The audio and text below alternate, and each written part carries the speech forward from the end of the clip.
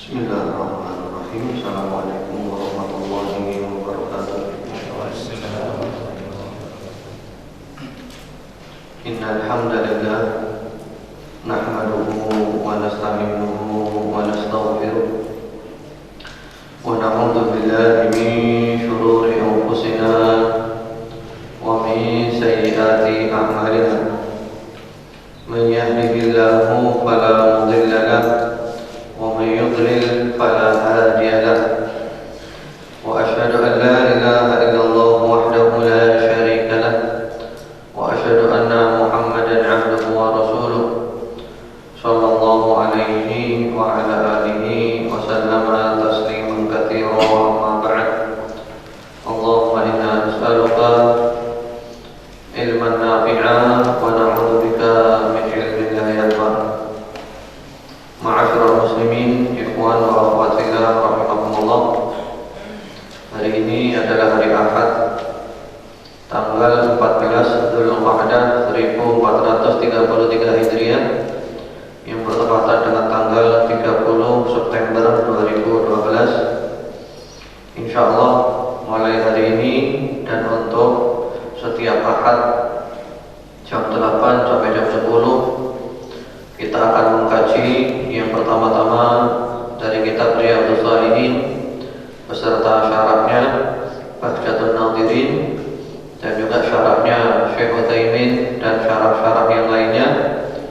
Kemudian dilanjutkan dengan tafsir Al-Quran dari tafsir Ibnu Katsir dan juga tafsir As-Sa'di dan tafsir-tafsir yang lainnya. Kemudian tanya jawab dan kita tutup pada pukul 10 nanti. Kemudian mengenai kitab Riyadhus Shalihin, kita melanjutkan kajian yang di Masjid As-Salam. Jadi kita tidak mengulangi dari awal, tapi kita lanjutkan kajian yang ada di As-Salam.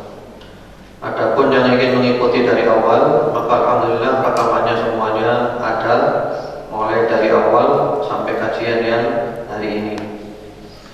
Yaitu sekarang ini kita sudah berada di bab nomor ke-212, yaitu qala al-Imam An-Nawawi rahimahullahu taala babu fadli qiyamil lail.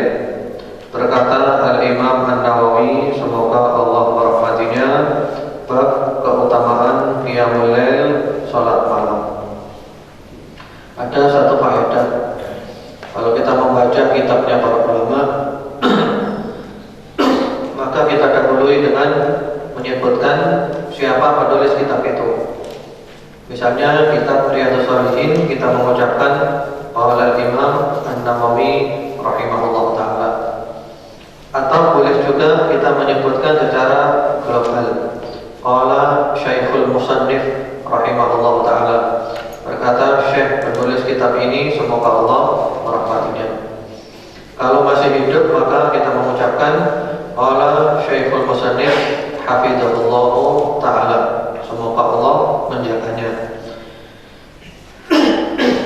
Kemarin pada waktu ada daurah di Cisarua di Puncak Bogor, itu yang dihadiri oleh 3 ulama dari Yordania, Syekh Ali Hasan Al-Halabi, Syekh Muhammad Musa Al-Nasr dan Syekh Akram bin Muhammad Ziyadah.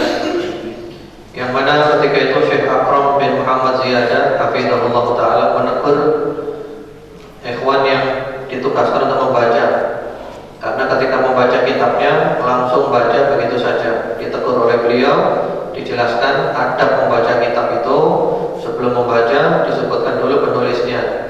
Qala Syekh Fulan rahimahullah ta'ala, kalau meninggal dunia. Kalau masih hidup qala Syekh Fulan hafizahullah ta'ala. Atau disebutkan secara umum qala Syekhul Musannif rahimahullah ta'ala. Berkata Syekh penulis kitab ini, semoga Allah merahmatinya kalau sudah meninggal dunia, atau hafizahullah ta'ala, semoga Allah menjaganya kalau masih hidup. Di sini babu fadli qiyamil lail, bab keutamaan qiyamul lail. Qiyamul lail adalah salat yang dilakukan pada malam hari, mulai dari ba'dal isya sampai waktu subuh. Itu namanya adalah qiyamul lail. Baik kita kerjakan di awal malam atau di tengah malam atau di akhir malam, semua itu namanya adalah qiyamul lail. Keutamaannya amat sangat banyak. Di antaranya Allah Ta'ala, Allah Subhanahu wa taala berfirman, yaitu di dalam surat Al-Isra ayat nomor 79. Wa minal laili fatahajjad bihi nafilatan lak 'asa an yab'atsaka rabbuka maqaman mahmuda. Dan dari sebagian malam itu hendaklah kamu sholat tahajud sebagai tambahan amalan untukmu, supaya Allah membangkitkan kamu nanti dengan mempunyai kedudukan yang sangat mulia. Ayat ini turunnya untuk Rasulullah Muhammad SAW, tapi hukum keutamaan qiyamul lail itu umum. Pertama-tama di sini disebutkan wa minal laili fatahajjad bihi, dan daripada sebagian malam. Jadi qiyamul lail itu bukan semalam suntuk, tapi sebagian daripada malam. Fatahajjad bihi, hendaklah kamu sholat tahajud. Sholat tahajud itu adalah sholat yang dikerjakan setelah bangun dari tidur. Tidur dulu, kemudian bangun, namanya adalah sholat tahajud. Walaupun itu qiyamul lail, itu juga namanya adalah sholat tahajud, karena tidur dulu kemudian bangun. Nafilatan sebagai amal tambahan, sebagai amal tambahan daripada amal-amal soleh. Asa ayyab'atsaka rabbuka maqaman mahmuda, supaya Allah membangkitkan kamu dengan mempunyai kedudukan yang mulia. Al-maqamul mahmud, kedudukan yang terpuji. Ini adalah kedudukannya Rasulullah Muhammad SAW. Nanti di hari kiamat Rasulullah Muhammad SAW mendapatkan al-maqamul mahmud, kedudukan yang mulia. Maksudnya itu adalah syafaat, asy-syafa'atul 'uzma, syafaat yang paling besar, syafaat yang dikhususkan untuk Rasulullah Muhammad SAW pada hari kiamat nanti. Ketika manusia di tengah padang mahsyar kepanasan bermandikan keringat yang sekian lama, maka Rasulullah Muhammad SAW oleh Allah diberi izin untuk memberikan syafaat yang ceritanya panjang. Semua nabi tidak mampu, semua nabi tidak sanggup. Ya, Nabi Adam tidak sanggup, Nabi Nuh tidak sanggup, Nabi Ibrahim tidak sanggup, Nabi Musa, Nabi Isa tidak sanggup semuanya, sampai akhirnya yang sanggup adalah Rasulullah Muhammad SAW. Demikian pula kita kalau rajin sholat malam, maka kita akan mendapatkan kedudukan yang terpuji. Kemudian Allah Ta'ala, Allah Subhanahu wa taala berfirman pula di dalam surat As-Sajdah ayat nomor 16. Tatajafa junubuhum 'anil madaji'i yad'una rabbahum khawfan wa tama'an wa mimma razaqnahum yunfiqun. Ini adalah di antara sifatnya ahli syurga, mereka menjauhkan lambungnya dari tempat tidur. Ya, tidurnya enak, tidurnya lezat. Kemudian juga tempat tidurnya ranjangnya itu lezat, hawanya dingin lagi, ada AC-nya di kamarnya.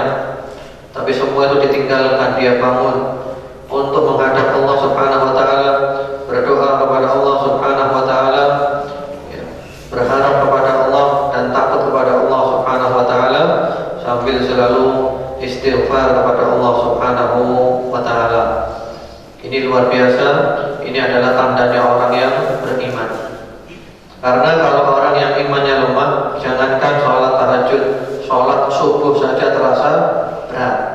Tapi kalau orang yang beriman, maka dia sangat cinta dengan sholat malam, dan bahkan dia ketagihan sholat malam. Wa qala ta'ala, Allah Subhanahu wa taala berfirman pula, kanu qalilan minal laili ma yahja'un wa bil ashari hum yastaghfirun. Kanu qalilan minal laili ma yahja'un. Biasanya di buku-buku terjemahan disebutkan mereka itu sedikit sekali tidur pada waktu malam. Ya. Sementara para ahli tafsir yang lainnya menyebutkan, yang diantaranya Qatadah dan Mujahid rahimahumullah taala mengatakan, kanu la yanamuna lailatan hatta sabah. Mereka itu tidak tidur semalam suntuk sampai subuh. Artinya mereka itu punya waktu bagian daripada malam untuk sholat tahajud. Demikian pula Ibnu Abbas radhiyallahu taala anhuma mengatakan, lam takun tamdi alaihim lailah illa ya'khudhu minha syai'a. Tidaklah berlewat atas mereka satu malam melainkan mereka mengambil suatu bagian daripada malam itu. Jadi tidak tidur semalam suntuk, tapi ada waktu untuk sholat malamnya. Bahkan kanu qalilan minal laili ma yahja'un wa bil ashari hum yastaghfirun. Pada waktu sahur mereka minta ampun. Subhanallah, luar biasa. Mereka sudah sholat tahajud, sholat malam, ya. Kemudian di akhir malamnya, di penghujung malamnya mereka istighfar. Amal soleh, taat ditutup dengan istighfar. Luar biasa. Ini kebaikan ditumpuk dengan kebaikan. Jadi amal soleh ditutup dengan istighfar, minta ampun kepada Allah Subhanahu wa taala. Kemudian wa Aisyah radhiyallahu taala anha, dari Bunda Aisyah semoga Allah meridainya, annaha qalat, beliau berkata, kana Nabi sallallahu alaihi wa ala alihi wasallam yaqumu min al-lail hatta tatafattar qadama. Bahwasanya Nabi Muhammad sallallahu alaihi wa ala alihi wasallam beliau itu salat malam sampai kakinya pecah. Sampai kakinya pecah. Dalam riwayat yang lainnya hatta tatawarram qadama, sampai kakinya bengkak. Ini menunjukkan betapa lamanya beliau ketika sholat malam. Faqultu lahu, lalu aku bertanya kepada beliau, kata Ibunda Aisyah, lima tasna'u hadza ya Rasulullah wa qad ghafara laka ma taqaddama min dhanbika wa ma ta'akhkhar.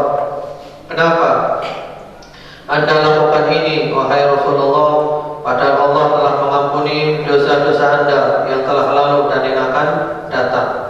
Wahai Rasulullah, kenapa Anda sholat sampai bengkak? Padahal Anda tidak punya dosa. Dosa Anda sudah diampuni oleh Allah semuanya. Yang lalu, yang akan datang diampuni oleh Allah semuanya. Lalu kata Rasulullah sallallahu alaihi wasallam, afala akunu 'abdan syakura. Apakah tidak sepatutnya aku menjadi hamba yang banyak bersyukur? Muttafaqun alaih. Hadis ini riwayat Al-Imam Al-Bukhari dan Imam Muslim rahmatullahi alaihima. Jadi Rasulullah Muhammad sallallahu alaihi wasallam adalah orang yang ahli salat tahajud. Kalau salat tahajud lama, sampai ada kalanya kakinya pecah, kakinya bengkak. Dan ini adalah di antara bentuk syukur Rasulullah Muhammad sallallahu alaihi wasallam. Jadi di antara bentuk syukur itu adalah memperbanyak ibadah. Karena para ulama mengatakan syukur mempunyai 3 rukun. Syukur kita belum sempurna kalau kita belum melaksanakan 3 rukun syukur itu. Yaitu yang pertama-tama asyukru bil lisan, syukur dengan lisan. Lidah kita mengucapkan alhamdulillah, Allahumma lakal hamdu wa syukru, terima kasih ya Allah, segala puji bagi Allah, dan seterusnya. Yang kedua asyukru bil qalbi, syukur dengan hati.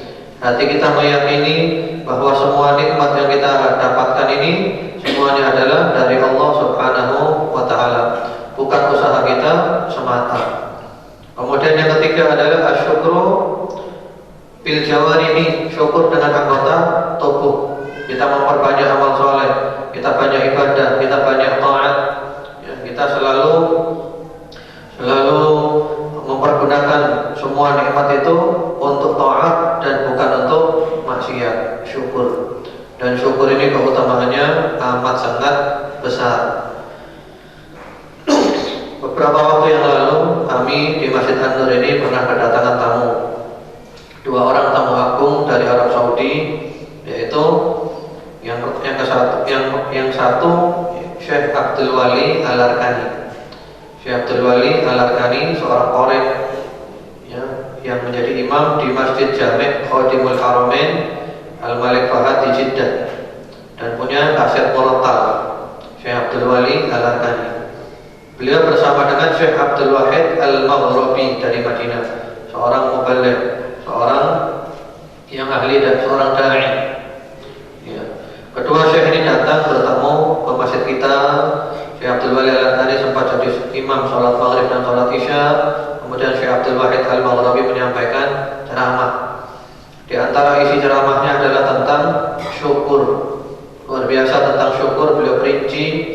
Kemudian beliau membawakan sebuah cerita yang berkaitan dengan syukur, yaitu tentang seorang istri. Seorang istri yang tertular virus HIV dari suaminya. Jadi suaminya menularkan virus HIV kepada istrinya. Setelah diperiksa positif terkena virus HIV, kena AIDS. Lalu sang istri ini sudah berobat kemana-mana. Semua dokter mengatakan ini tinggal nunggu waktu saja, tinggal nunggu waktu. Lalu sang istri ini menghubungi para ulama, bertanya kepada para ulama, sampai akhirnya ada ulama yang menasehati, kamu saya beri 3 amalan, amalkan 3 amalan ini, semoga Allah menyembuhkan kamu. Amalannya adalah yang pertama-tama, yang rajin bersedekah, rajin bersedekah. Karena sedekah bisa menyembuhkan penyakit. Dawu mardakum bisedekah. Obatilah orang yang sakit di antara kamu dengan sedekah. Amalan yang kedua adalah kamu yang sering wudu. Jadi yang sering wudu, batal wudu, bahkan enggak batal pun wudu lagi, namanya tajdidul wudu, memperbaharui wudu, yang sering wudu. Karena wudu membersihkan anggota tubuh. Kemudian berdoa setelah wudu membersihkan jiwa. Kemudian yang ketiga amalannya adalah kamu yang banyak memuji-muji Allah, yang banyak memanjatkan pujian-pujian kepada Allah. Kamu ucapkan alhamdulillahirabbil alamin, Allahumma lakal hamdu wasyukru hamdan katsiran thayyiban mubarakan fi, ya rabbana lakal hamd kama yanbaghi li jalali wajhikal 'azim wa 'azimi sultanik. Pokoknya kamu yang banyak-banyak muji Allah. Amalkan 3 ini, insya Allah kamu akan sembuh. Lalu diamalkan ketiga amalan itu, dan ternyata benar. Sang istri ini merasakan badannya enak, rasanya itu enak. Ya, kemudian setelah itu periksa lagi, check up sana kemari, dan ternyata benar hasilnya adalah virus HIV-nya hilang, sembuh total. Subhanallah. Ini benar-benar adalah kuasa dari Allah Subhanahu wa taala. Yang kita ambil di sini adalah di antara faedah syukur, memuji Allah. Jadi memuji Allah bisa menyembuhkan penyakit. Kemudian ada satu orang yang cerita, ya, dia waktu itu sakit gigi. Ketika sakit gigi itu luar biasa kan sakitnya, sakit gigi. Itu sampai ada pepatah bahasa Arab yang mengatakan mal fardu kafarhil arus walal waj'u kawaj'il barus. Tidak ada kebahagiaan seperti kebahagiaannya pengantin, dan tidak ada sakit yang lebih sakit gigi. Ya, sakit gigi itu sakit sekali, lebih sakit daripada sakit hati. Sakit gigi itu. Jadi sakit gigi. Subhanallah, apa yang diamalkan tentang sakit gigi? Yang diamalkan adalah dia membaca alhamdulillah, alhamdulillah, alhamdulillah, alhamdulillah, alhamdulillah, alhamdulillah, alhamdulillah, alhamdulillah, alhamdulillah, alhamdulillah. Ternyata subhanallah sakit giginya benar-benar mereda karena dia memuji-muji Allah. Jadi kalau sakit itu di antara cara pengobatannya, di samping kita berobat secara medis ya, medis tetap berjalan, tapi juga pengobatan secara spiritual, pengobatan rohani. Itu diantaranya adalah memuji-muji Allah Subhanahu wa taala. Karena itu bagi siapa saja yang sakit, yang mungkin mendengarkan di rumah melalui radio, ya di rumah sakit atau di mana yang sedang sakit, yang banyak memuji Allah, ucapkan alhamdulillah, alhamdulillah, alhamdulillah, alhamdulillah, alhamdulillah. insya Allah diringankan penyakitnya oleh Allah Subhanahu wa Ta'ala. Atau juga boleh mengucapkan Alhamdulillahi Rabbil Alamin, Alhamdulillahi Rabbil Alamin, Alhamdulillahi Rabbil Alamin. Dalam puji bagi Allah Rabb sekalian alam. Wahai Tuhan penguasa alam semuanya, hamba memujimu. Wahai Tuhan penguasa alam semuanya, hamba memujimu. Wahai Allah penguasa alam semuanya, hamba memujimu. Ya. Berikutnya lagi, wa an Ali radhiyallahu taala anhu anna Nabiy sallallahu alaihi wasallam tarafahu wa Fatimah lailan faqala ala tusalliya, muttafaqun alaih. Dari sahabat Ali, semoga Allah meridainya, bahwasanya Nabi Muhammad sallallahu alaihi wasallam mendatangi beliau dan Fatimah pada waktu malam hari, suami istri ini ya. Fatimah putrinya Nabi, sahabat Ali ini menantu sekaligus sepupu Nabi Muhammad sallallahu alaihi wasallam. Rasulullah Muhammad sallallahu alaihi wasallam mendatangi mereka berdua ke rumahnya pada waktu malam sambil beliau bersabda, "Tidakkah kalian berdua salat malam? Tidakkah kalian berdua salat malam?" Muttafaqun alaih, Bukhari Muslim. Jadi di sini anjuran kita membangunkan keluarga kita untuk sholat malam. Bapak membangunkan anaknya, mertua membangunkan menantunya untuk melakukan sholat malam. Jadi bukan hanya sholat subuh, tapi juga sholat malam, qiyamul lail. Ya, ini adalah keutamaan qiyamul lail. Dianjurkan kita untuk membangunkan keluarga kita, kerabat-kerabat kita untuk melaksanakan qiyamul lail. Kemudian wa an Salim radhiyallahu taala wa an Salim bin Abdullah bin Umar bin Khattab radhiyallahu taala anhum an abihi. Dari Salim, putra daripada sahabat Abdullah bin Umar bin Khattab radhiyallahu taala anhum ajma'in, dari ayahnya yaitu dari Abdullah bin Umar radhiyallahu taala anhuma, anna Rasulullah sallallahu alaihi wasallam qala, bahwasanya Rasulullah sallallahu alaihi wasallam bersabda, ni'mar rajulu Abdullah law kana yusalli min al-lail. Orang yang paling baik itu adalah Abdullah kalau sekiranya dia salat malam.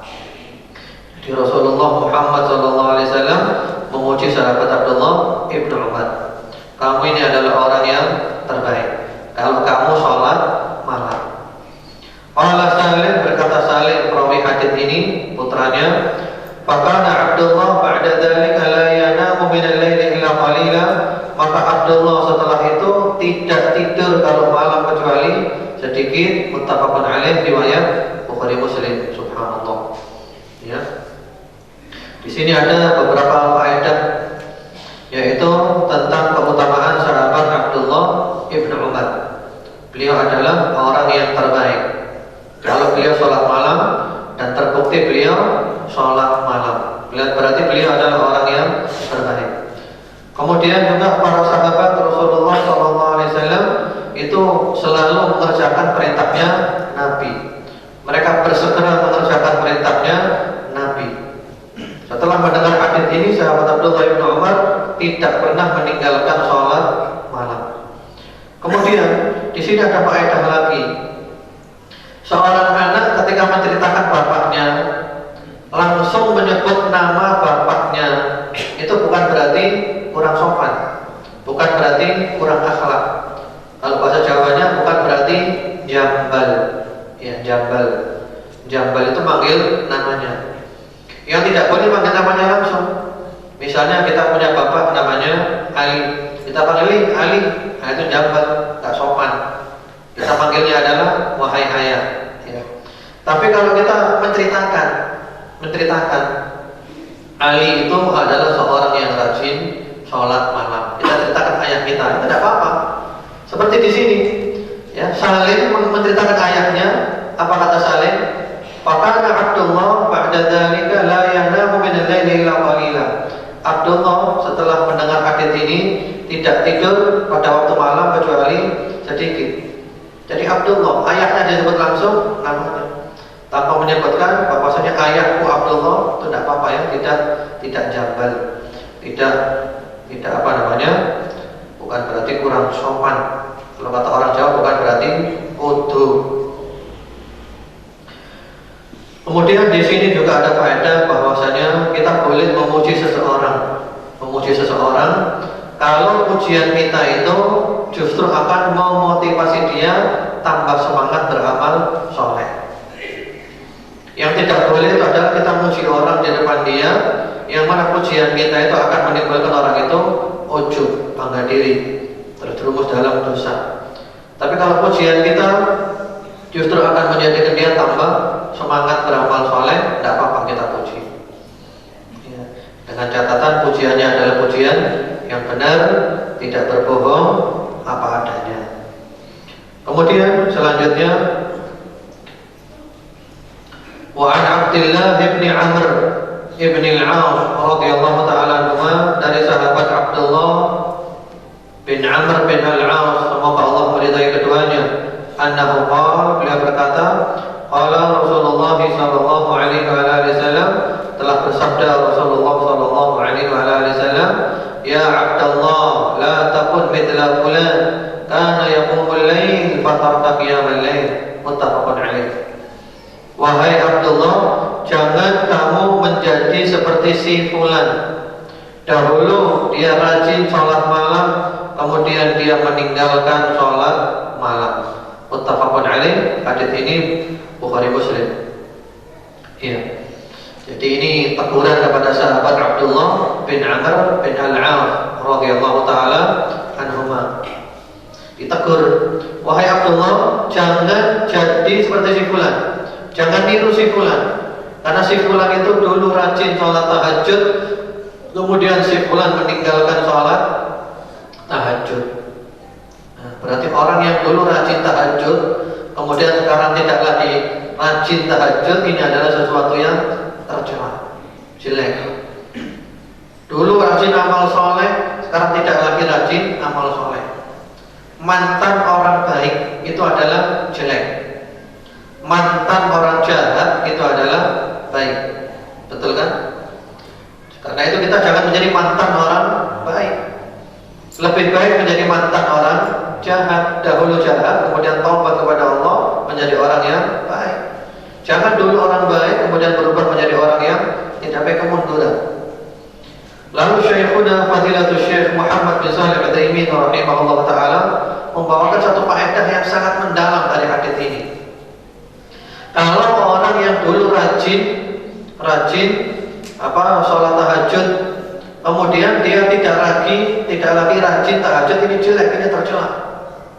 Maka yang lebih jelek lagi kata beliau adalah orang yang dulu rajin mencari ilmu, kemudian sekarang tidak lagi rajin mencari ilmu. Karena ilmu kan tidak ada putusnya. Selama jiwa di kantong badan kita selalu mencari ilmu. Lah, kalau kita pakai redaksinya, kita rubah redaksinya ya, berkaitan dengan ilmu. Ya Abdullah, la takun mithla fulan kana yata'allamul ilm fataraka ta'allumul ilm. Wahai Abdullah, jangan menjadi si fulan. Dulu dia rajin mencari ilmu, lalu dia meninggalkan mencari ilmu. Karena itu kita jangan sampai menjadi orang yang dulunya rajin menghadiri majelis-majelis ta'lim, lalu kemudian futur tidak lagi rajin menghadiri majelis ta'lim. Ya. Dulu ketika masih bujangan rajin mencari ilmu, setelah menikah tidak lagi rajin mencari ilmu. Alasannya banyak. Enggak ada alasan. Sudah menikah, repot, ini tuh bisa kalau kita mau ngatur waktunya, mau manajemen waktunya bagaimana. Jadi tercela. Dulu rajin mencari ilmu, sekarang tidak lagi rajin mencari ilmu. Dulu rajin menghadiri majelis-majelis ta'lim, sekarang tidak lagi rajin menghadiri majelis-majelis ta'lim, ini tercela. Seperti orang yang dulu rajin sholat tahajud, ya.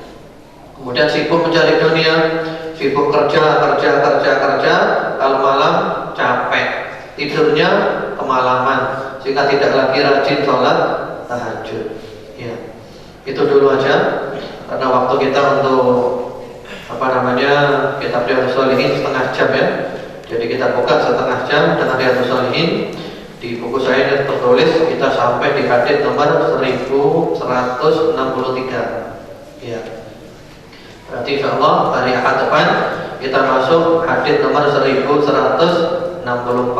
Masih tentang qiyamul lail, salat malam. Selanjutnya kita akan melanjutkan dengan tafsir selama 1 jam. Kemudian setelah itu tanya jawab selama setengah jam, dan kita akhiri majelis kita pada jam 10 nanti insyaallah.